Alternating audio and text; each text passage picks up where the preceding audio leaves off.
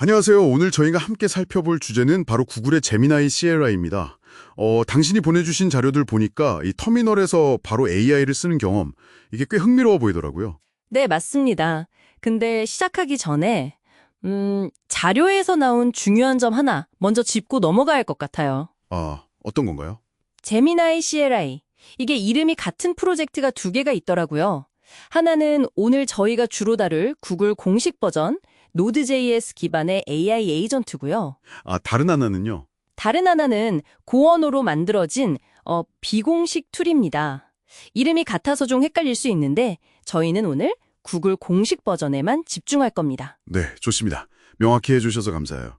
그럼 오늘 저희 임무는 이 공식 제미나이 CLI, 이게 기술적으로 어떤 건지, 또 어떤 기능이 있고, 이에 개발자인 당신에게 어떤 의미가 있을지, 이걸 좀 깊게 파보는 거네요. 네, 특히 그 무료 등급 조건하고 데이터 정책, 이 부분은 자료들마다 중요하게 다루고 있더라고요. 그리고 구글의 더 큰 그림 속에서 이 도구가 어떤 역할인지도 봐야겠죠. 좋아요. 그럼 바로 시작해보죠. 일단 Node.js 기반이라는 점, 그 npx로 설치가 쉽고, 네이티브 윈도우도 지원한다고요? WSL 없이. 개발자 접근성은 확실히 신경 쓴 것 같네요. 맞습니다. 접근성이 좋죠. 핵심 엔진은 제미나이 1.5%를 쓰는데 이게 컨텍스트 창이 100만 토큰이에요. 100만 토큰이요. 와, 엄청나네요. 네, 그러니까 뭐 아주 두꺼운 책 몇 권 분량이나 꽤 큰 코드 베이스도 한 번에 이해할 수 있는 수준인 거죠. 근데 일부 자료를 보면 이 방대한 컨텍스트를 에이전트가 좀 비효율적으로 쓰는 경우도 있다고 해요. 비효율적이요. 예를 들면 어떤 식이죠? 뭐랄까, 그냥 전체 파일을 통째로 프롬프트에 넣어버린다거나 그럴 때가 있다는 거죠. 불필요하게. 아, 그럴 수 있겠군요. 100만 토큰이 장점이지만 그런 문제도 있군요. 그리고 아키텍처로 리액트 루프를 쓴다는 것도 좀 흥미로운데요.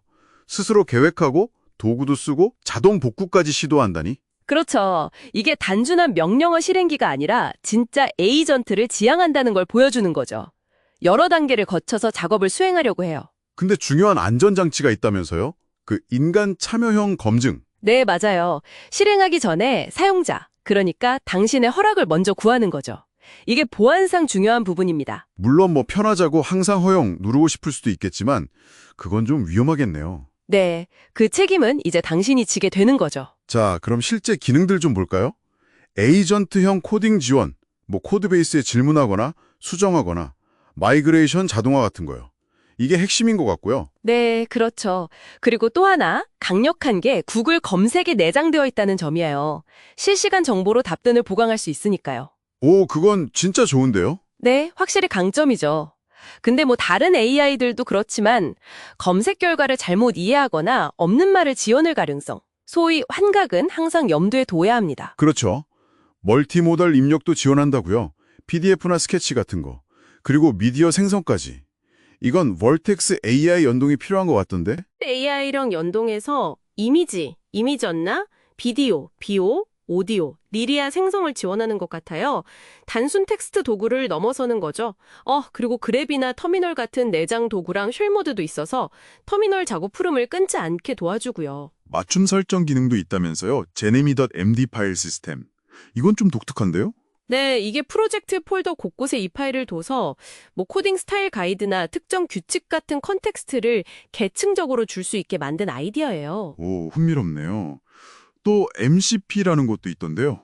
모델 컨텍스트 프로토콜. 외부 도구 연동하는 거. 맞습니다. 이걸 오픈 표준이라고 하긴 하는데 결과적으로는 구글 생태계에 대한 의존성을 높일 수 있다는 분석도 나오고 있어요. 자, 이제 어쩌면 가장 중요한 부분일 수 있겠네요. 사용 등급이랑 데이터 프라이버시 문제. 자료들을 보니까 개인 구글 계정으로 쓰는 무료 등급이 엄청 파격적이더라고요. 100만 토큰 컨텍스트에 요청 한도도 꽤 높고요. 네, 정말 파격적이죠? 근데 핵심은 이거예요. 무료 등급을 쓰면 당신이 입력하는 프롬프트, 코드, 그리고 받는 결과까지 전부 모델 개선이랑 사람이 직접 검토하는 데 사용될 수 있다는 겁니다. 아, 그러니까 무료인 대신 데이터를 가져가는 거군요. 구글 입장에서는 엄청난 학습 데이터를 모으는 전략이겠네요. 그렇죠. 바로 그 점 때문에 유료 등급이 존재합니다. API 키나 기업 라이센스를 쓰는 유료 등급에서는 데이터가 모델 개선에 사용되지 않는다고 명확히 하고 있어요. 그럼 뭐 민감한 코드나 데이터를 다룬다면 사실상 유로를 쓸 수밖에 없겠네요. 이게 유로 전환의 가장 큰 동기가 되겠고요. 네, 맞습니다. 데이터 프라이버시가 결정적인 차이죠. 그리고 이 CLI가 그냥 혼자 있는 도구가 아니라 아이디 이용 재미나 코드 어시스트랑 통합되어서 뭔가 좀 더 큰 그림을 그리고 있다는 분석도 있더라고요. 일관된 개발 경험 같은 거요. 명백히 그런 의도가 보이죠. 그리고 더 나아가서 구글 클라우드로 사용자를 유도하려는 전략도 뚜렷하고요. 뭐 클라우드런 배포시언이라던가 아까 말한 버텍스 AI 연동 같은 게 다 그런 맥락이죠. 오픈소스 도구를 미끼로 유료 클라우드 서비스로 끌어들이는 그 유명한 트로이 목마 전략이라는 시각이 많군요. 네, 대부분 그렇게 보고 있습니다. 그럼 실제 사용자들 반응은 좀 어떤가요? 자료 보니까 좋은 점도 있지만 불만도 꽤 있던데요? 네, 일단 관대한 무료 등급하고 오픈소스로 풀었다는 건 다들 환영하는 분위기예요. 근데 이게 아직 프리뷰 단계라서 그런지 좀 불안정하다, 자주 죽는다, 속도가 느리다, 뭐 이런 불만이 많고요. 에이전트가 아직 좀 멍청하다는 의견도 있고요. 로컬 모델 지원 안 하는 것도 아쉬워하는 목소리가 있더라고요. 제마 같은 거요. 프라이버시나 오프라인 사용 때문에. 맞아요. 그 부분이 큰 단점으로 지적되죠. 경쟁자인 엔스로픽의 클라우드 코드 같은 거랑 비교하면 제미나 CLI는 이제 오픈소스 무료 등급, 네이티브 윈도우 지원 이런 걸로 차별화하면서 터미널 환경을 잡으려고 경쟁하는 모습입니다. 결국 정리해보면 기능은 강력하고 잠재력도 커 보이는데 이면에는 데이터 프라이버시 문제, 아직은 좀 불안정한 성능, 그리고 장기적으로 구글 생태계에 종속될 수 있다는 점, 이런 걸 다 고려해야 하는 거군요. 네, 정확한 거다. 요약하자면 제미나이 CLI는 터미널에서 AI를 쓰려는 구글의 야심찬 시도고 특히 무료 등급은 정말 매력적이에요.